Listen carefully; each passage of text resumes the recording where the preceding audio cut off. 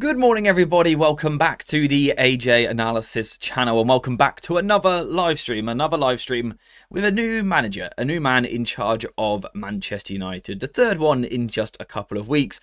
It was Ruben Amorim, now it's interim. It's Michael Carrick in charge till the end of the season. And just look at him, standing there in front of the new trophies, confirmed yesterday as manager till the end of the campaign. So I think we need a stream just having a chat, basically. I don't have a specific focus. There's not a specific tactical preview that we need to do here. I want to talk to you guys. I want to hear your thoughts. I want to go through some of the quotes from yesterday and just have a good old chat about Michael Carrick and what we can expect from him at Manchester United, our expectations for the rest of the season. Basically a little bit of that. I also want to hear just how you guys are doing in general, so make sure to get in the chat and let me know. And how are you feeling about Manchester United? Because I don't know about you, I have felt incredibly disconnected from this club for a long time. And, you know, if INEOS think they can just drag me back in by appointing one of my favourite players, they're absolutely right. I'm back. I am back invested in Manchester United. I'm back optimistic. I'm back to being delusional. I think Michael Carrick's going to win the lot. Question mark. But Michael Carrick is one of my favourite players of all time. So I'm looking forward to seeing how this goes. I'm very excited. Hopefully, you know, if his management career goes anything like his playing career, we're going to have a good end of the season, right? And that would be absolutely lovely. So, yes, I am back to being delusional and back to having full faith. I think today we can have a little bit of a chat about how we might set up. We had a bit of a conversation in our Discord server the other day about different shapes we might see, different positions that different players could play in, and I want to hear a lot of thoughts from you guys on that, particularly in the attack. I think there's an interesting balance that we need to look for. We know the defensive dynamic suddenly is going to be very different, so there's a lot to talk about. And there was the interview from yesterday with some interesting comments from Carrick. I think he spoke quite well, to be honest. And as always, we have the chat about the league table and the rest of the season, because whilst this is technically our third manager of the campaign, it's not an absolute horror show of a season just yet. We are still in a position where we can recover it, we can save it. We're only 3 points off the top 4, 1 point off the top 5. The fixtures coming up are tough, but the season is absolutely there for us. There is everything still to play for. We're out of the cups, so the squad should be very fresh, very focused on the Premier League. So yeah, there is no reason for this to turn into a horror show where we throw it away. There's a lot to play for. So in a way, there's sort of a lot of pressure on Michael Carrick. Yeah, nice easy job for him. We've got David in the chat with a gifted membership immediately. David, thank you very much as always, mate. How are you feeling about Carrick? I think you were a bit more on board with Ollie, right? I think a lot of us were initially. How are you feeling about Carrick? Are you happy to see him in? Let me know what you think. We've got loads of people in the chat, by the way. Good morning to you all. Yes, if you like the stream, it does make you cool, so you should absolutely do that. Good work with that INEOS video you did. Yeah, I mean, it was something a little bit different for the channel, right? It weren't something that I would normally do, but we sort of didn't have a manager, so I didn't have anything tactical to talk about. So I thought I would just sort of give my thoughts. I think I said in that video, I don't get quite as ragey at the owners and stuff as what other people do, simply because I don't feel, to be honest, that I understand all of it. More of a footballing man myself. But, you know, even I can see there's something going wrong up above. So I thought it was worth talking about because I think they are letting the club down, or certainly they have been up to this point. And we've also got Beef with the 22-month membership. Beef, it's great to have you in a stream, my friend. It's great to have you in here. 22 months of agony. Go Atlantis. Okay, well, I'm going to take back my comment about it's great for you to be here. But I do appreciate the support, as always, my friend. Morning all, I don't see us changing at all until the Glazers and INEOS are gone. We've got to find a way to stop the regeneration, as I feel that would be the best way to get them out. I mean, yeah, I think I agree to an extent, to be honest. This football club is never going to be ran amazingly with certain people still at the club. But I do think, you know, if on this channel there is a focus on the football side of things, I think there's a lot on the pitch that we can do a lot better with a change of manager, with different personnel as well. So there are things that can get better. Weirdly enough, I think we can win league titles even with those people at the top of the club. I think it's possible. It's difficult, but I think it's possible. And we've also got Alex with a gifted membership as well. What a wonderful start to the stream. Guys, make sure to say thank you for the gifted memberships and the renewal of memberships. And also maybe spam some love hearts or some W's or maybe some United badges in the chat. Just realised I haven't set up a Michael Carrick emoji. I need to change that. But thank you guys very, very much. Of course, I'm very happy with Carrick as well. With Ollie, I just felt like he had a bit more experience at the top flight. That's understandable. I think...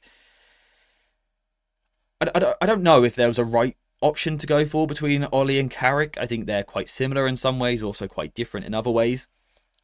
I wonder if this came into their mind. If you're Wilcox, you know, there's a lot riding on this. You've got it wrong so far at United. His job is on the line a little bit.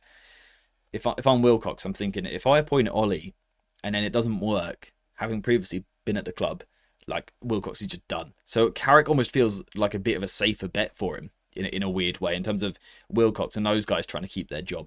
Hopefully that isn't what comes into it, but I wouldn't be surprised if it is. With his coaching staff, such as Holland, I think Carrick does quite well, to be honest. The first 2 games are really tough, though. Yeah, I mean, I don't know a lot about the coaching staff sort of specifically, sort of the details of them, but there seems to be some experience in there, particularly with Holland. I know he did a very good job with Southgate at England as well, and of course he was at Chelsea. I think it's good to have those experienced people in there, and different sort of thoughts, different minds at the club. I'm always a fan of a manager bringing his coaching staff with him. I think that's a good thing to do, to sort of bring people who have similar ideas and have worked with you in the past. I think that's great. But I also think it's good to have people who haven't worked with you who might challenge some of your ideas as well. I think it's easy to get into a culture where you all agree on everything, so you never challenge and you never change. So, you know, hopefully having someone like Holland who hasn't necessarily worked with Carrick throughout his career might give us a different personality, a different point of view, which might help challenge some of Carrick's ideas, which might even make him a better coach. So I think that's a good thing. Question. Lots are saying Carrick gets a free hit as he's coming in mid-season. Why did Ruben not get afforded the same grace? Yeah, you'll have to ask the people with that opinion, that question, because I'm of a very different opinion. This is not a free hit. Carrick, for me, will get viewed in a similar way to what Amorim did last season, with a couple of key changes. He's got a difficult job, just like Amorim had last year. Coming through halfway through a season where a manager's been sacked, it's always a weird time for the players, with a lot to play for in a very competitive league. It's going to be difficult for Carrick. But he's got to perform. You're Manchester United manager, right? So there isn't much time for settling in. This isn't a case of a project. Carrick is here for short-term results, so I expect short-term results. The first 2 are obviously very difficult, but I expect, you know, Carrick to get us results. My expectations, my demands are quite high, as they should always be at this club. I want us to be in the top 6 by the end of the season. That's the aim. I think the assessment of performances maybe has to be a little bit different, because with Amorim we were thinking of, you know, we want the short term, but also we're trying to build a 3-year project here.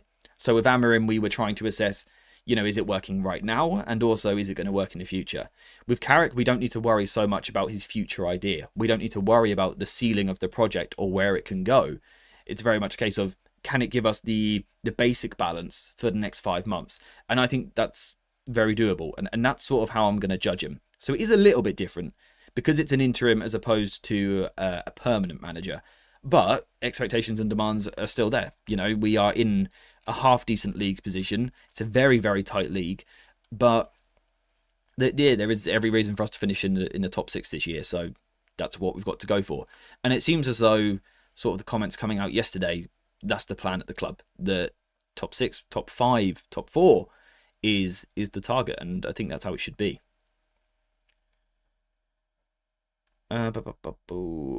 Hot take, but we were never really a well-run club. 30 days being the anomaly. This is who we are. The sooner we realise, the happier we become. It's a fair point. What was the stat the other day about how many different managers have actually won a league title at United? It's not that high. It's not actually that high. We got Adele with the 5-month membership. Thank you very much, as always, for the support, my friend. Are we expecting good? I love the show. Thank you for the kind words. We're expecting challenging, but I'm expecting good. I'm demanding good. Not sure if the expectation matches exactly the same. I'm a little bit apprehensive, to be honest, as I would imagine all Manchester United fans are, because we look at a thing that looks something like that once a week at the moment, and the performances on the pitch are questionable. So, yeah, I'm apprehensive. I'm a little bit nervous, but I also think there's a lot that we can do this season, because as we've discussed so many times, I think we've got a good squad. Not a perfect squad, not an amazing squad, Not a balanced squad, but it's not a bad team. It's not a bad team that we've got at our disposal. Do you think the board are a little deluded for claiming they want top 5, or is it the same tactic they used for crashing out with Fletcher? Can't really be mad at a guy who is no longer in charge. We done a stream at the start of the season with our season expectations, what we wanted from United, and we all said top 5. Because if you look at the squad, maybe not squad, if you look at the starting 11, the Manchester United starting 11 compared to the teams around us, the United team is very similar level to a lot of those around us. And then you consider all those other teams are likely to go deeper in cups, as they have, and have European football and stuff like that. We've got a similar level squad to everyone else, apart from like City, Arsenal. We've got a similar level squad to everyone else, which is way fresher.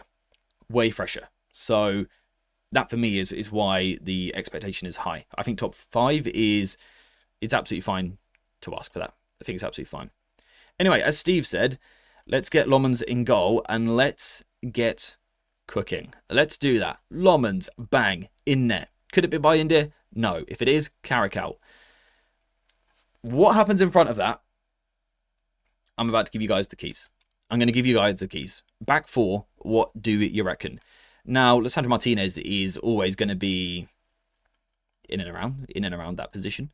We've got Aiden Heaven, who's really become, in the past 2 months, a key player at United. So fair play to him. And I think he can have a big role to play under Carrick as well, and hopefully the next manager. So someone to consider. We've got Luke Shaw. We've got Dallo. We've got Mazraoui. You know, let's assume when everyone's back and everyone's fully fit. Let's talk about the squad we've got to work with. De Ligt hopefully returning soon. Maguire's been back involved recently. We've got Lenny Yoro. We've got Patrick Dorgu. And then we've got some of the academy players as well, who I don't really think are coming in for immediate conversations. Honestly, it'd be so United to beat City, draw to Arsenal, but lose to Fulham and Spurs. Oh, well, that would be very United. That would... United. It's what we do. It's what we do. When is De Ligt going to be back? Any idea, chat? I have the same question, David. Chat, if anyone does know, that would be great. This is when we miss Son.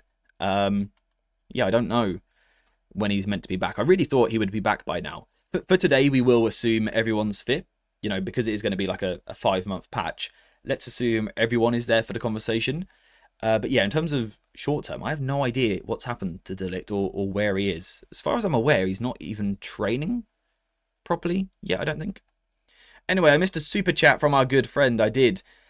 United's plan is to avoid experience, churn 5 managers in 2 years, sack staff, then pay millions in higher severance, sack a director of football after months, repeat endlessly and expect success. Elite mismanagement, Glazers out, INEOS out. Well, thank you very much for the super chat. And it's a pretty decent summary. Did you like my INEOS video the other night, my friend? Did you enjoy it? De Ligt is one of my favourites. I like De Ligt. I don't think he's amazing. I don't see him as an elite centre-back. That's not how I view him. But I think he's a very good player. A very useful player for United. And I think we've missed his experience at the back. I think we've missed his leadership and just his pure quality as well in the back line. In certain defensive moments, I think it's been clear that we haven't had a De Ligt or Maguire at the back. So hopefully that can change. Yeah, so again, as David has pointed out, what we're trying to do here is not preview the City game. We're talking over the next, 5 or 6 months. What do you think the Manchester United team is going to look like? So assume De Ligt and Maguire are fit. Assume we've got Ahmad and Mbeumo back. We've got Mazraoui back. Just imagine we've got the squad till the end of the season. What do you think the team is going to look like? And what would you like the team to look like? Ignore City for now. We'll focus on that on Friday. This is more of a general end of season sort of vibe. Anyway, let's have a look. I want Dorgu, Heaven, De Ligt, and Mazraoui when fit. I don't mind that team. That's not too far away from what mine would look like. Shaw, Lisandro Martinez, De Ligt, Mazraoui eventually. Yeah, we have Malacia. Yeah, that's a good point. Is there a chance he's going to get integrated back in? I wouldn't. Not into the starting 11, I wouldn't have thought. He might have more of a chance in the squad. Shaw, Lisandro Martinez, Maguire, Dallo for the next 2 games. Go for the maximum experience and try and grind out some clean sheets. So that is something that I mentioned. Okay, you have to bear with me here a second. I've recorded a lot of videos this week.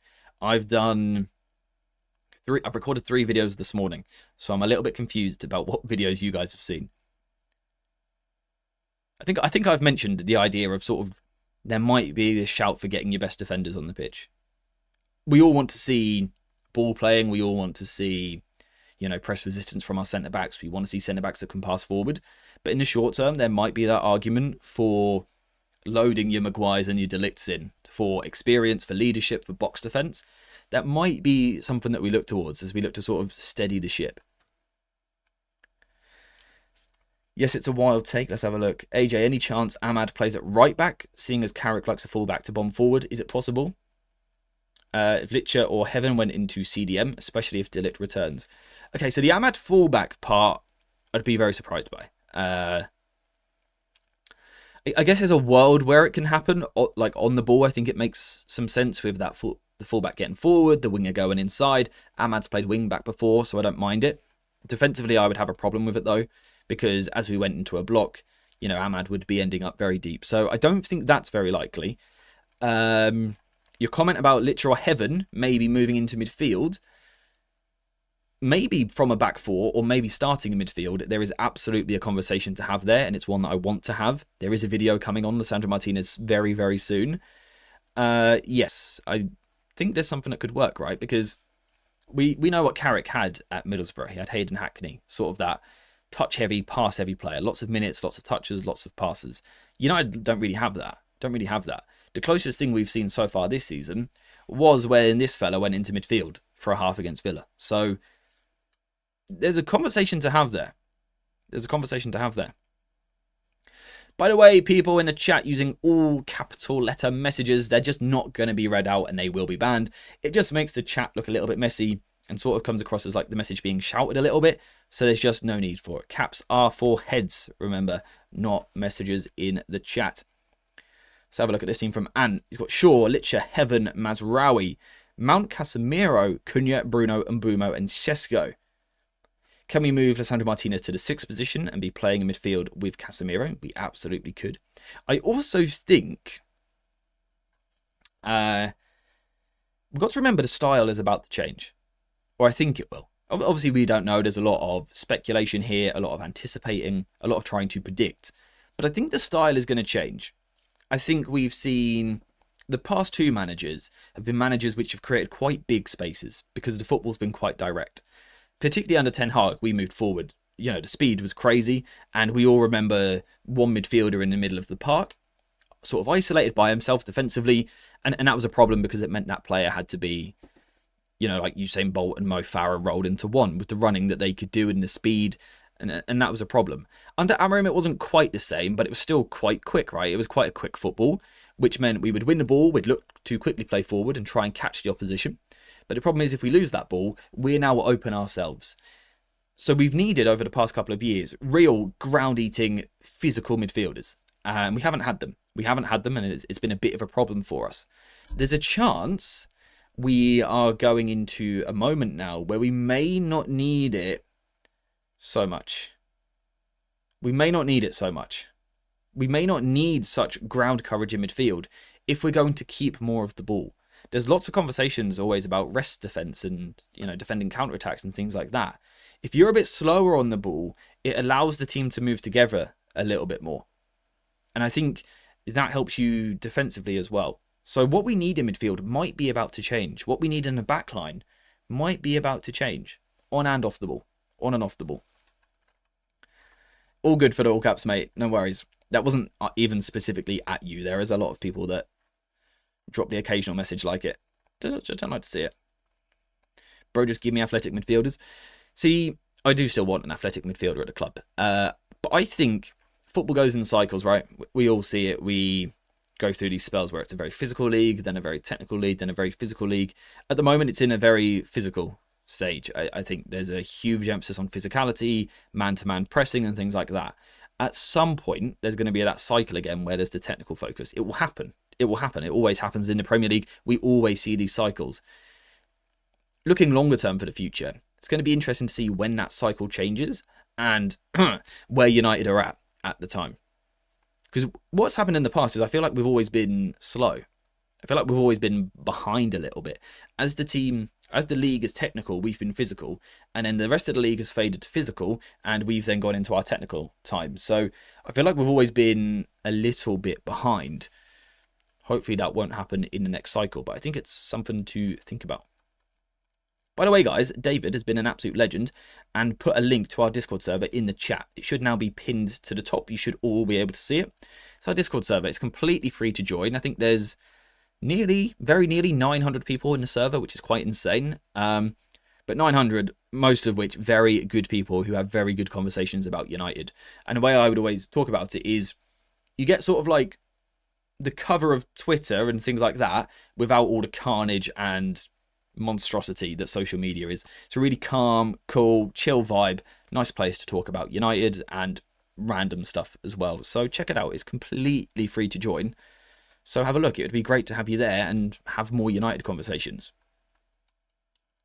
So, should I get on to my back four, my idea? I will in a second. We've been interrupted by the man, the myth, the legend, Adele, with 20 gifted memberships. 20. Look at the chat. The chat is going mental. 20 gifted memberships. Thank you so much for your generosity and for your support. If you got a membership, make sure to say thank you. And if you didn't, I'm sure we can chuck some love hearts in the chat anyway, right? I'm sure we can do that. Arguably, the top four have profiles that are both physical and technical, meaning they can match the physical and win on the technical level. Yeah, I think so. But I do think the league still has phases. You know, I think if you look at City at the moment, there's that little look that they're going a bit more technical. A couple of years ago, they had, you know, Vardiol was playing fullback. They had Kyle Walker, who was very physical on the other side. But if you look at City at the moment, the fullbacks aren't the massive units they once were. They're not centre-backs, certainly. But you've got Bernardo Silva's playing in the team with Foden, often both in midfield. We didn't see that even 12 months ago. You've got Cherky plays in that team as well. He's another quite a small, little diminutive player. So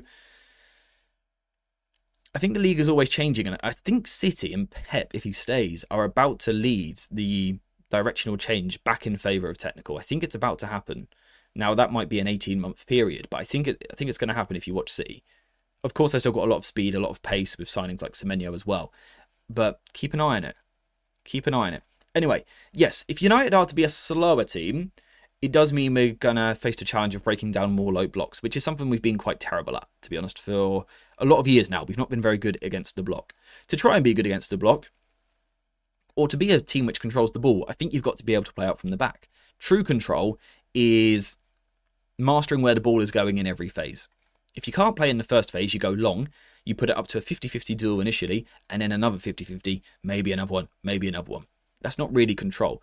So I do think Carrick will want to play out from the back. He'll want his team to be patient. And, you know, for me, that brings Luke Shaw in over Dorgu. For me personally, on a technical level, I just think Shaw's the better player, better under pressure. But Dorgu will get game time. Honestly, Mazraoui over Dalot. I don't think Dalot's bad at all in the first phase. I just think we want someone technically cleaner. Watching the Brighton game back, the first half weren't bad. It just looked like it needed a bit more quality. But the second half really got quite scrappy, very end-to-end. And in those moments, you need those players that can get on the ball. And we had Dorgu and Dalot at fullback. Now, Dorgu didn't play badly, but he's far from a technician, right? He's far from a technical expert.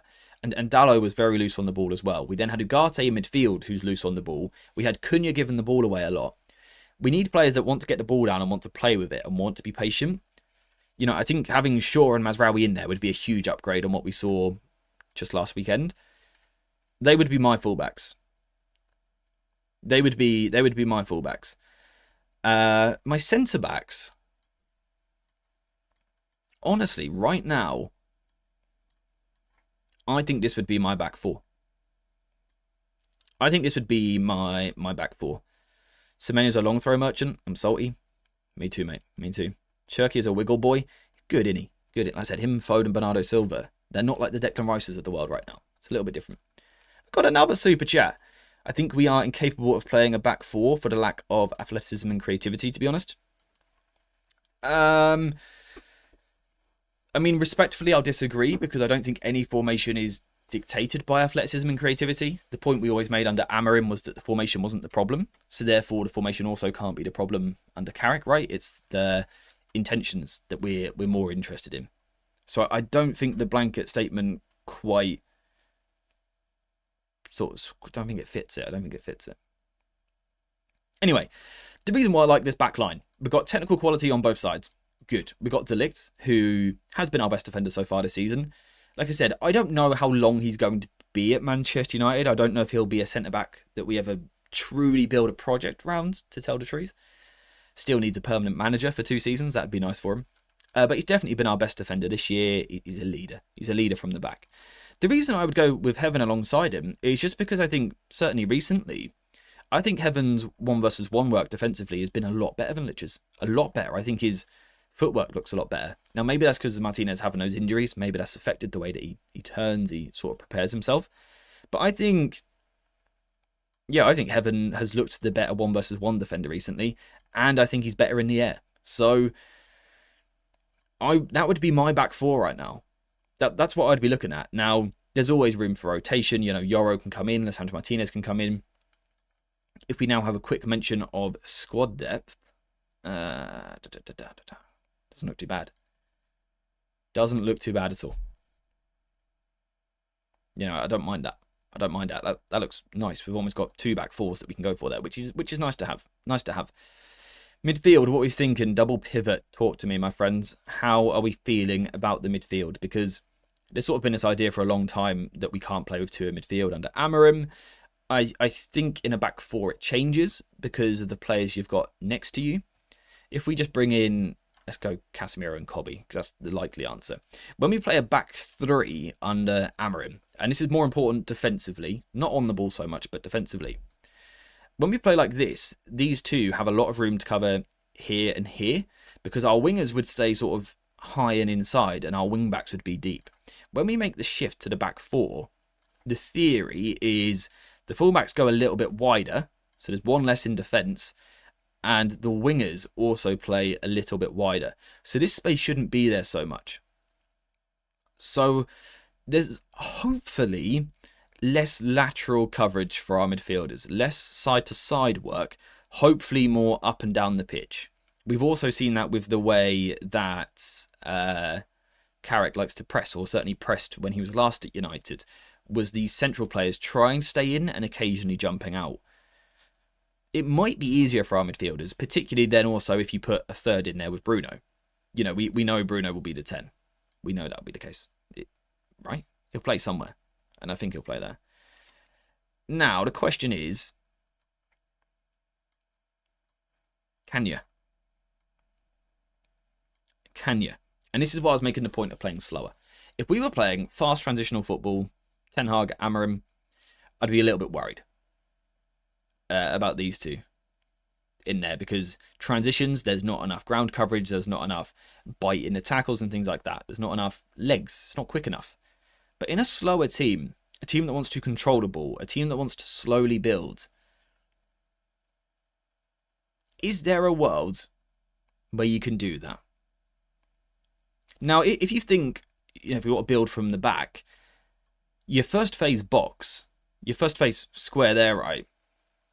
You've got Heaven's ball playing, and then Lichard and Kobe's ability to receive back to goal, plus the technical of the fullbacks and a 2-footed goalkeeper. De Ligt's not an expert on the ball, but he's not bad. You know, he's not horrendous. He's not a specialist, but he's not bad.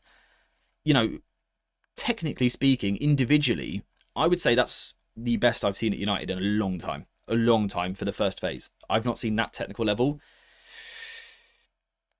since I don't know when. I don't know if I've ever seen that technical level in the first phase at United, you know, in the past 10 years. I'm not sure it's existed. There's a lot of quality there. A lot of quality for the first phase. Almost no excuse to not be able to play out from the back. A little bit higher. I think it gives us options. I think it gives us... Let's keep Bruno. I think it gives us options. So we've got the 2-4 shape that we know that Carrick sort of defaults with. That's where he starts. But he does like to swing to the back 3. If we look at how that works, Mazraoui can tuck in. And now he's right centre-back like he was under Amorim, and Shaw can go higher. This base has the passing ability of Lichard and the dribbling of Kobe. But also they have the ability to slow down. They're people that will keep the ball. And I think that's important. Their mentality, yes, they can progress, but yes, they will keep it as well. But the other thing I like about this sort of back four is the swing that you can do the other way if you wanted to. You can swing it the other way in sort of flick of a switch. The next attack, you can go the other way with everything that we do. I quite like that. I quite like it. There's even a world where Lisandro Martinez could drop in. And, you know, for the sake of being a fluid team, a team that can go into different zones, you could chuck your fullbacks a little bit further forward. Bruno could come in a little bit deeper, and Licha now goes into the back three. And then next moment he pushes back up. I honestly quite like it. I honestly quite like it. Now, there's going to be a question about it defensively. Of course there is. Of course there is. But on the ball, I really don't mind it. I really don't mind it. I think Licha played this role very well against Villa. What do we think? I'm seeing people in chat don't seem to mind it.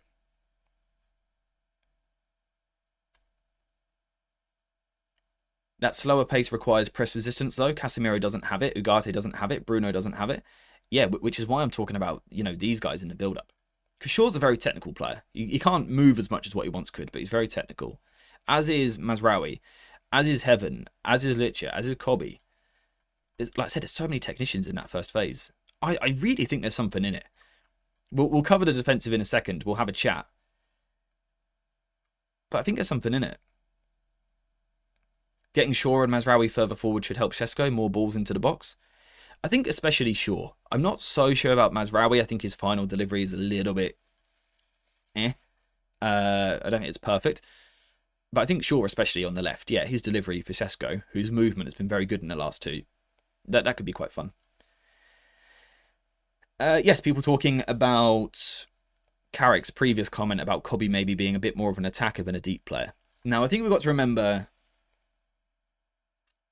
people are going to say something different when they're talking as a pundit or a random interview compared to when they're manager of United. They're very different conversations, very different opinions.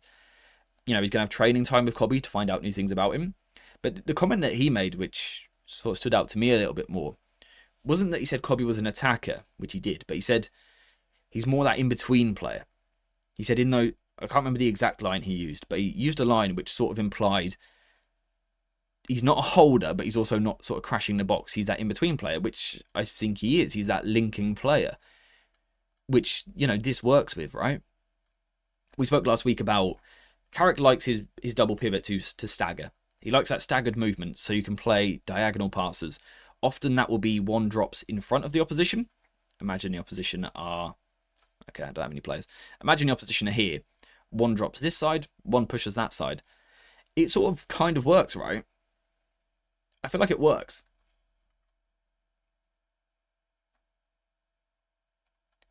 Ahmad must stay at right wing. He can't play left, and he's great 1 versus 1. Does anyone sort of hate this idea so far? Does anyone hate this idea? I'm open to suggestions. Obviously, Casemiro feels like the more obvious. If you were a betting man and you wanted the safer idea, you'd probably bet Casemiro in midfield. But if we're trying to find a solution to the problems that we've got, I sort of like this as something different. Again, if we want to be patient, I just think those two are our two most patient central players. Because as progressive as they both are, Kobe with the dribble, Licha with the pass, you know, they're clever. They know when to slow it down. They understand that sometimes you've got to keep the ball. They look to try and draw players out. I think they're good for that. Mainu is perfect in phase 1 and in the ball recycling role once we get into our attacking shape. Exactly that. And I think this sort of idea allows him to do that. It allows him to be both, sort of occasionally join the attack as well. My brain says Martinez left centre-back, Heaven left defensive midfielder. I do get the point. Yeah, we know that Heaven at Arsenal did play midfield, so in that regard it makes sense. I just think... for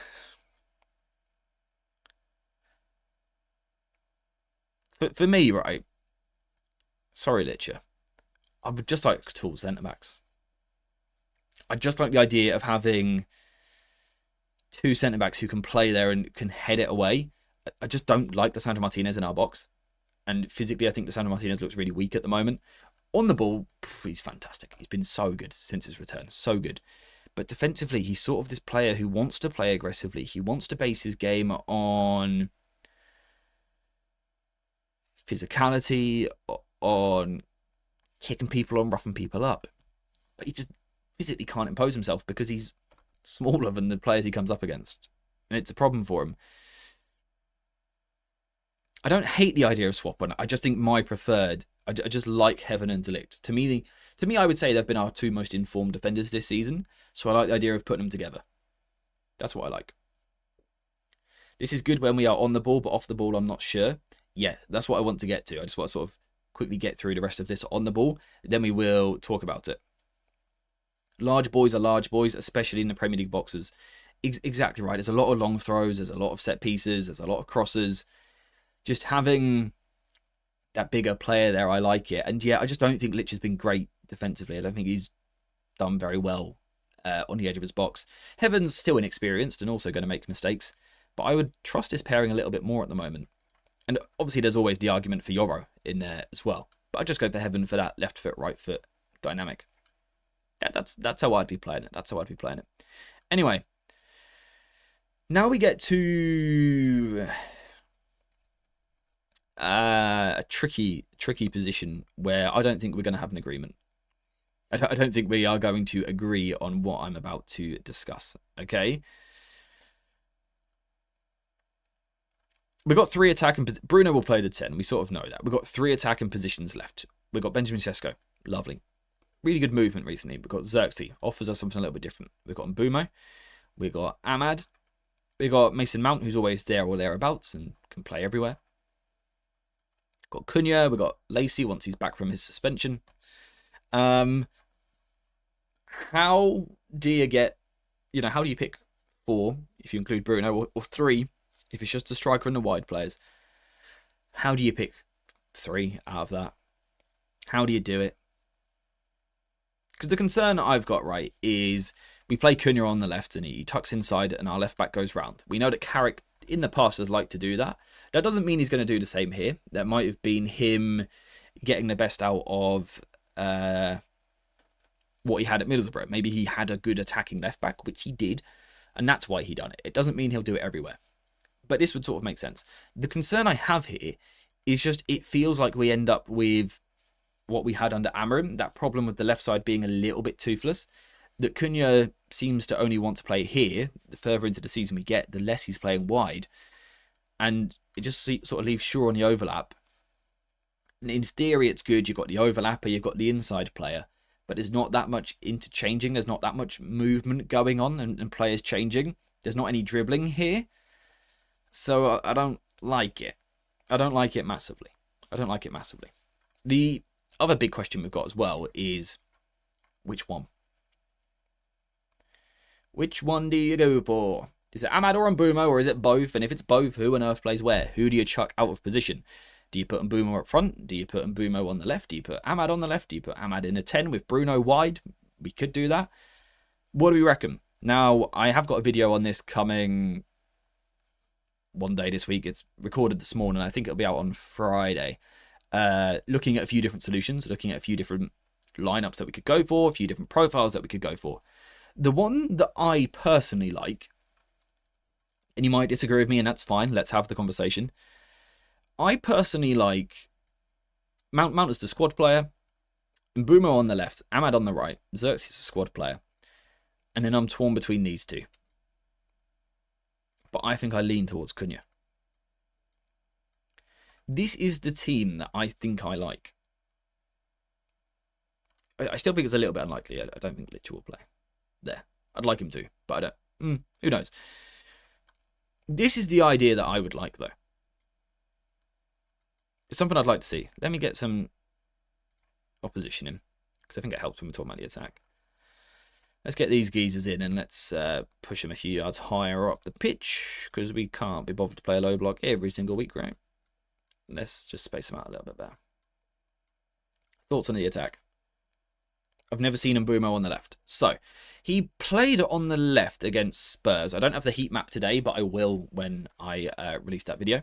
He played on the left against Spurs earlier in the season. Back in November, I think it was. He played in the left 10. He actually got a goal from that position. And yeah, he played pretty well, to be honest. That left foot threat gave us something different. Let me discuss and go through my thoughts. And then You guys can give yours. Now, I should add, I'm very torn between Cunha and Sesko. On form right now, I'd maybe go Sesko, but we'll come back to the Cunha conversation in a second. Anyway, something that we've been discussing is Carrick wanting quite a slow, sort of patient idea, right? He wants his team to keep the ball, knock the ball about, and then it's about finding tempo. And the way that he often asks his team to find tempo is to stagger their movements so that you can sort of quickly, out of nowhere, sort of light it, and you quickly pass through the lines, you quickly combine and move forward. We've seen as the ball goes out wide, he's going to leave his wingers sometimes 1 versus 1 in the quicker moments, but in the slower moments, he likes lots of players near the ball. So, like this, 4 players over here who can get close to each other, they can combine, they're in close proximity. Now, the great thing about this is, look at the 4 players we've got there today with the 11 that we've created. Mazraoui, Kobe, Ahmad, Bruno. The technical level is insane. You've got players who can do everything there. You've got Ahmad or Bruno can be a runner. You've got players that can come to feet. You've got dribblers. You've got passers. I think you've got a little bit of everything there. You've got a left footer as well, which is nice. Sure. I sort of like the idea of overloading this side. Sort of using this as the side that we play through a bit more. Overloading this side with the idea of isolating Mbumo on the far side. Because the way that I view these players as profiles, if we take, I don't know, a bit of character away from them, look at them as profiles. To me, Ahmad is a tight space player, a player who wants to play close to teammates. He wants to have those moments where it's a tight touch, to tight control, agility to weave past people, but interchanging with his teammates. So I think that suits him playing in the overload. And then I think Mbumo is a player for me that is more of a runner, that prefers big spaces. He's not so much about, short passing combination play. He wants to have a run and he wants to have a shot. So I sort of like the idea. Of course, it will always shift. We will naturally sometimes have to build possession on the left and it flips the whole idea. But I just like this idea of sort of, you try and build down this side where you can, and can you then isolate the far side with Mbumo on the left in a goal-scoring role? Thoughts? What do we think? Sesko is the only signing that seemed to get better going to a back 4. Yeah, obviously we haven't seen Mbumo yet, so we can't really speak on him. And Cunha, I think, has had a drop of form over a couple of weeks, to be honest. By the way, guys, can we please not spam and repeat messages? They won't be read out. They won't be. Mbumo has played on the left pretty much all of the African Cup of Nations. See, unfortunately, I have missed a lot of it. I wanted to watch a load of games, but I've just been busy with United sort of imploding. So I haven't managed to see much of it, but I did see a spell where he was on the left, and actually his passing was really good from that position. Thoughts on this?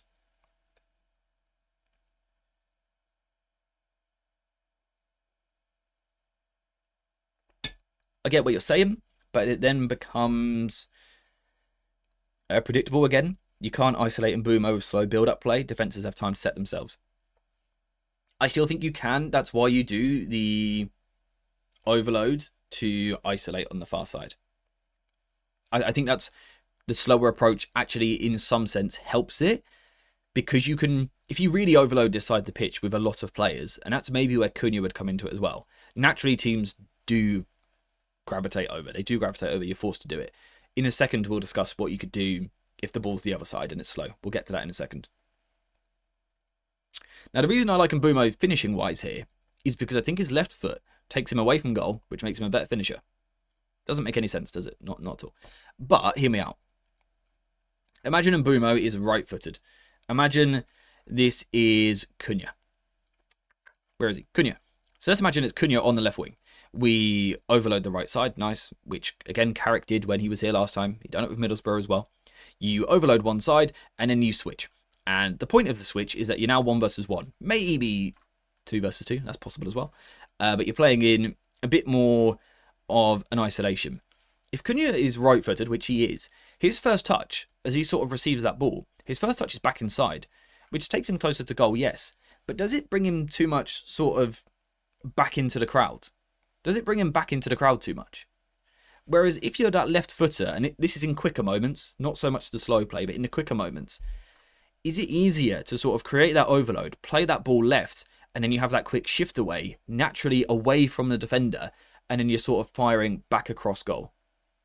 Does that actually help Mbeumo become a bit more of a shooter?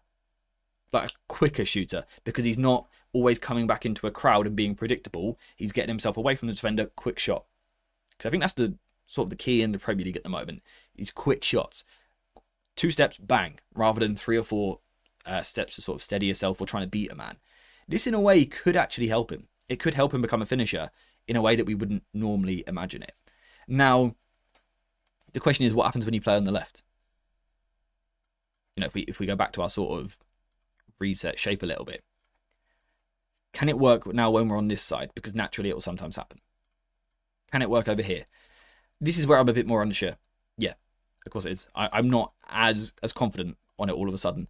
The thing I like is that Mbeumo can make that run, and he will make that run. We saw it against Spurs. He's willing to make that run, and Shaw could underlap, but then in the next moment Shaw could go wide, and Mbeumo could play, you know, right up with Sesko. So I think we've got that dynamic. I think that can work.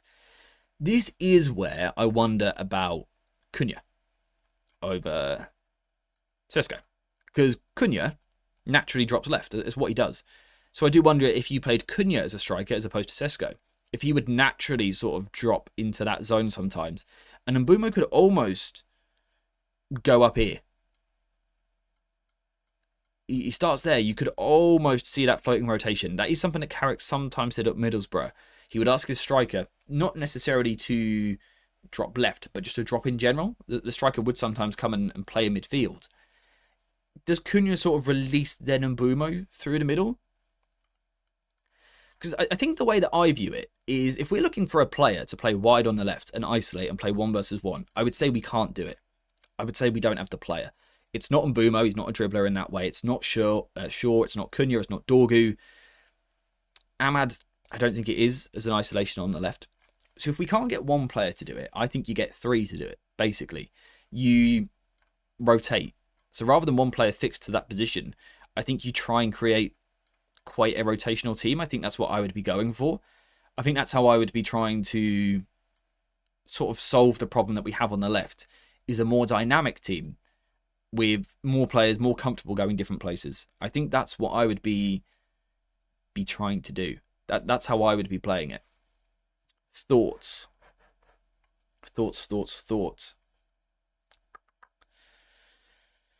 This is a redundant comment, but see Semenyo at City. I'm so jealous we didn't get him.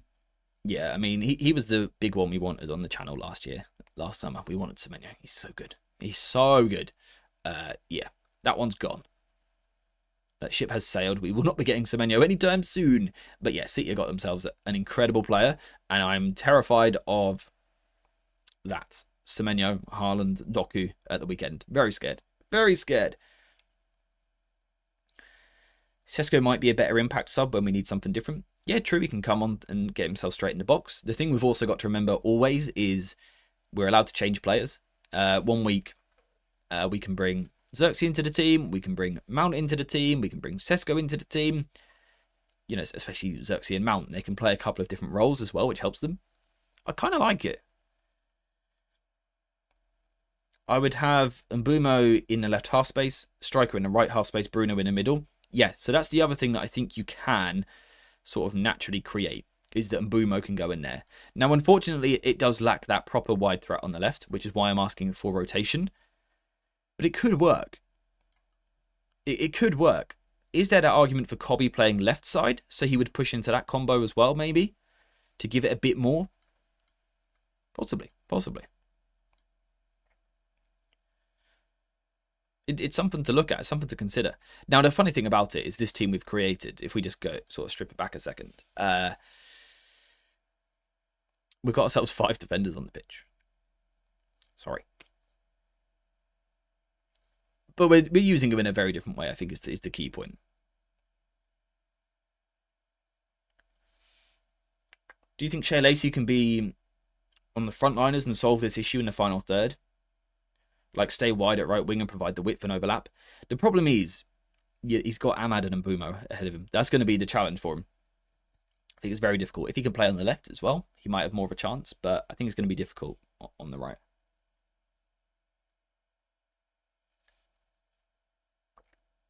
Keep Ugarte on the bench in the nearest park. Not a bad idea. Not a bad idea. I mean, he hasn't been as bad in the past couple of games. We should be fair. But he's just not someone I want to see us build around, to be honest. I think the point worth mentioning with everything that we've discussed today is that Casemiro could also come in and do the same thing. It's a different profile to Licha. I don't think his passing is as measured, is as calm. I don't think he manages tempo in the same way as what Licha does. But it is more of a natural midfielder, and perhaps that is a switch that you could make. But I like that 3.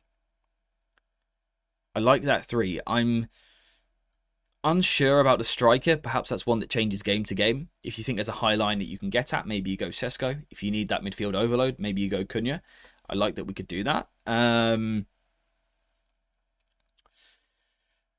I do like this 3 behind the striker. This is my opinion at the moment. And I've seen a lot of arguments for different ideas as well. I've made them. There's a video coming. This is the one I prefer, though. I'm struggling to look past this at the moment. I'm struggling to look at something different.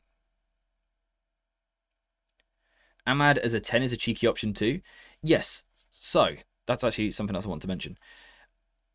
Not exclusively starting there, I don't think. But if you go back and watch United versus... What game was it? Was it the Arsenal one or was it the Villarreal one? Carrick's first stint as interim manager. I can't remember which game it was. But there was a game where it was Sancho and Rashford on the wings. Arsenal. Sancho and Rashford on the wings. And Bruno was sort of in the 10.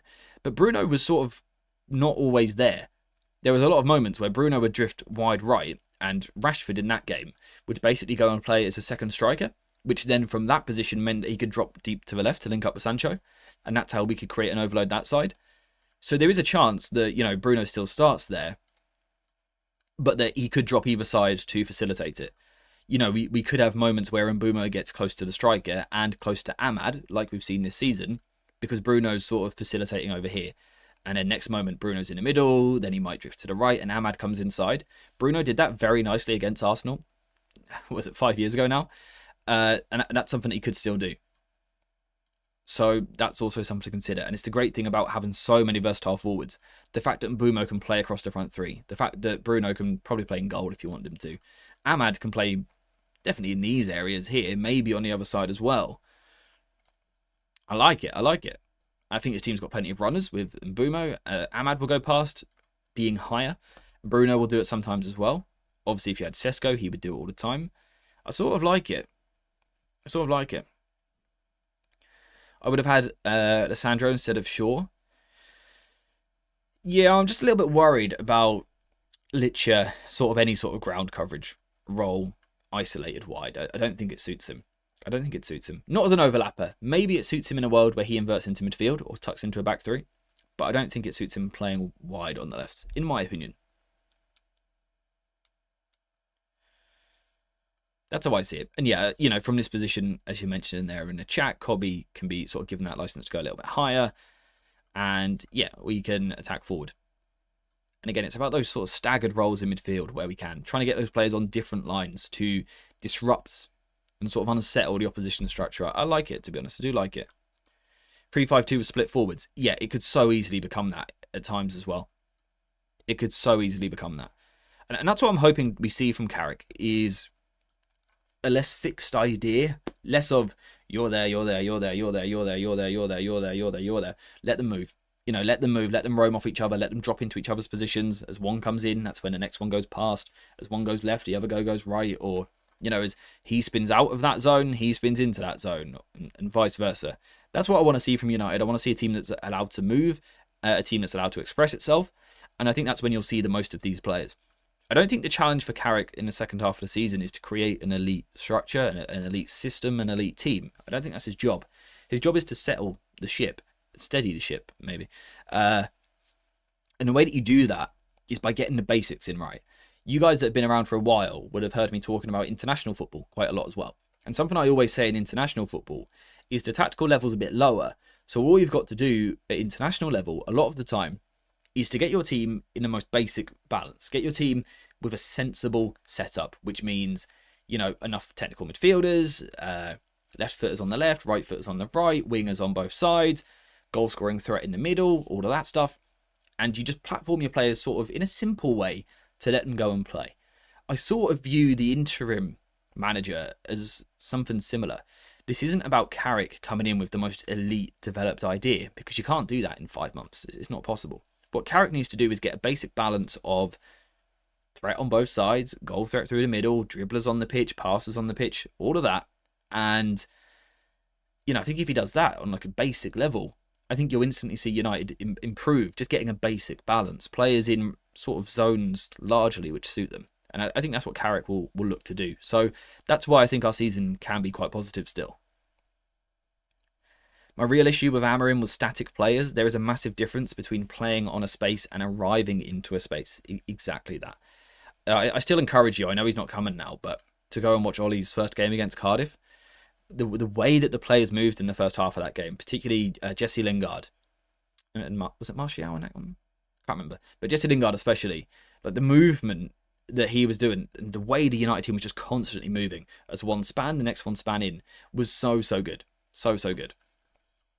By the way, guys, if you are enjoying the stream, do please leave a like.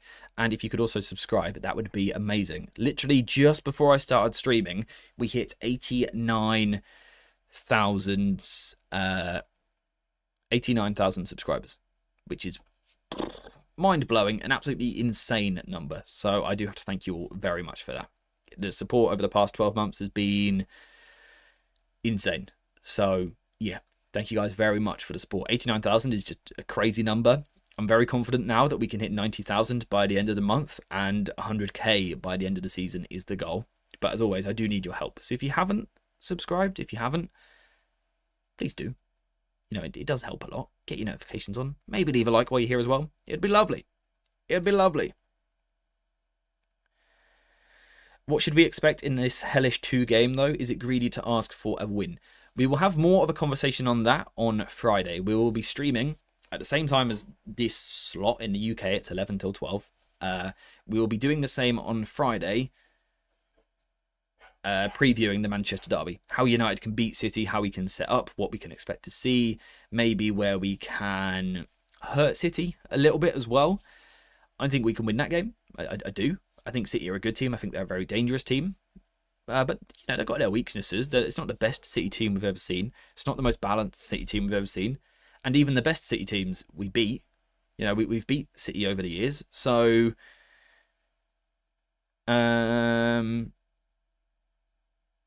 yeah, I think we can beat City, especially with Ahmad and Mbumo back. Pep's always been terrified of the transition at Old Trafford, and I think we might see that this weekend. So we can definitely win that game. Steve, I wish. Oh, I wish. God, can you imagine? I wouldn't be here right now. I would, of course I would.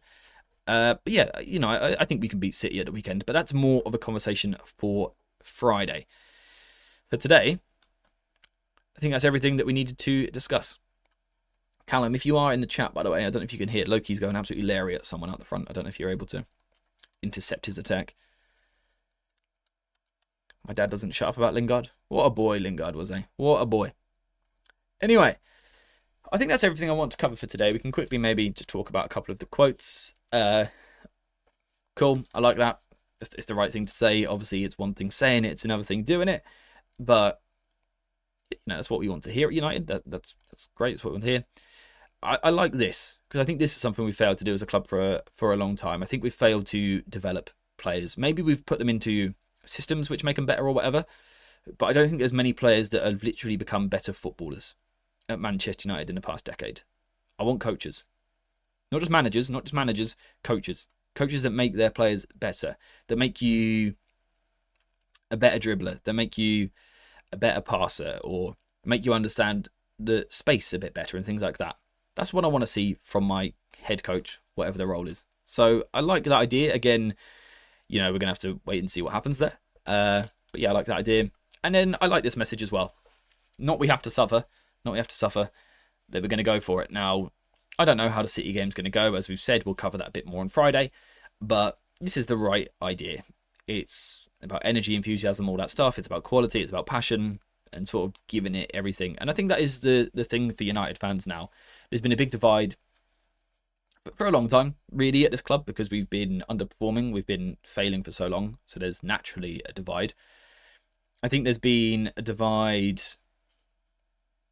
especially in the last 2 weeks. There's a lot of people that wanted to keep Amarim. There's a lot of people that want them out, and that's created a divide. There's a lot of people that wanted Carrick. There's a lot of people that wanted Ollie. There's a lot of people who wanted Darren Fletcher, who wanted, I don't know, Santa, whoever. So there's naturally been a divide, but now we've got our manager till the end of the season, right? We've got Michael Carrick till the end of the season. We've got these players till the end. I don't expect to see recruitment. So sort of get behind them, back the team, support the team. It may not have gone the way that you wanted. You might have wanted different players, someone different in charge, but just support the team till the end of the season. I keep saying it. It's not about being proven right or being proven wrong or anything like that, or looking clever. It's about wanting this football club to win football matches, win trophies, and move forward. So the trophies part looks quite unlikely this season unless we win the Premier League. But I think we can win football matches in the second half of the season. So that's what I hope we can do. That's what I'm looking for. And best believe we're going to be covering it. Like I said, I've already got the next 3 videos already recorded for today, tomorrow, and Friday. So those videos are sorted. Saturday, we will, of course, cover United beating City, he says. We'll be streaming on Friday in this time slot. There'll be a video Sunday, and then loads of videos and streams next week. So the content is not stopping. We will be covering this second half of the season, you know, in depth, hopefully as in depth as possible. So lots to come on the channel. For today, for this particular stream though, I think we have now finished. So I just want to say thank you very much, guys. It's been a good stream. I've enjoyed the chat. It's been good to hear from you guys in this chaotic time. I enjoy having these calm, level-headed conversations with you lot. So thank you very much to you. Thank you very much for the super chats, the memberships, gifted memberships, all of that stuff. Just iconic behavior. And again, thank you for the support on the channel. We hit 89,000 subscribers this morning, which continues to blow my mind, because that's about 40k in a year, which is insane. Absolutely insane. So thank you guys very much for your support on the channel as always. Hopefully Manchester United are about to turn a page. We've got some difficult games coming up, but I think as Ollie once said, mountains are there to be climbed. So let's climb some mountains as a football club, as a channel, as a community, all of that stuff. And hopefully it can still be a happy season. That'd be nice.